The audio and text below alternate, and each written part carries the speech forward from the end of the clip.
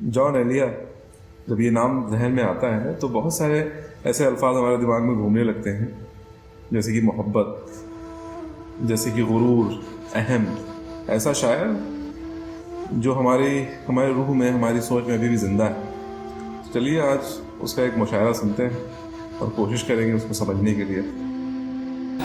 مجھ میں کب باقی رہے ہوش و حواس، مجھ میں کب باقی رہے ہوش و حواس، وہ گھنی پلکیں جو بوجھل ہو چلی۔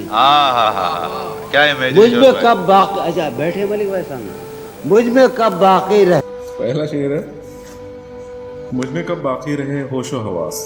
اس پہ ہوش اور حواس پہ جان زور دے رہے ہیں اور کہہ رہے ہیں کہ ہوش اور حواس باقی ہی نہیں رہا، مطلب کسی ایک اور دنیا میں چلے گئے جان۔ اور کیوں گئے؟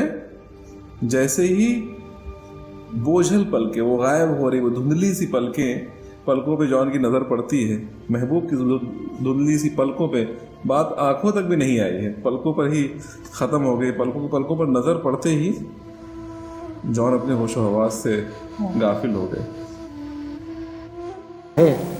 مجھ میں کب باقی رہے ہوش و حواس، وہ گھنی پلکیں جو بوجھل ہو چلی، کھینچنی تھی اپنی تصویر جنوں، کھینچنی تھی اپنی تصویر جنون، بیٹھے بیٹھے اس کی زلفیں کھینچ لی۔ کیا کہنے، سبحان اللہ سبحان مجھ میں اللہ۔ کب باقی، تو جان اسی کیفیت کی بات کو آگے بڑھاتے ہیں، وہاں پر ہے جہاں پر جان کو ہوش و حواس کھو بیٹھے ہیں، اور اس ہوش و حواس میں، اس عشق کی انتہا میں جان اپنے محبت کے جنون کی تصویر بنانا چاہتے ہیں۔ جان شاعر سے مصور ہو گئے، شاعر سے پینٹر ہو گئے ہیں، اور اپنے عشق کے جنون کی تصویر بنانے بیٹھتے ہیں، اور بنانا تو چاہتے ہیں وہ اپنے عشق جنون عشق کی تصویر بنانا، مگر اپنے محبوب کی زلفوں کی تصویر بنا دیتے ہیں۔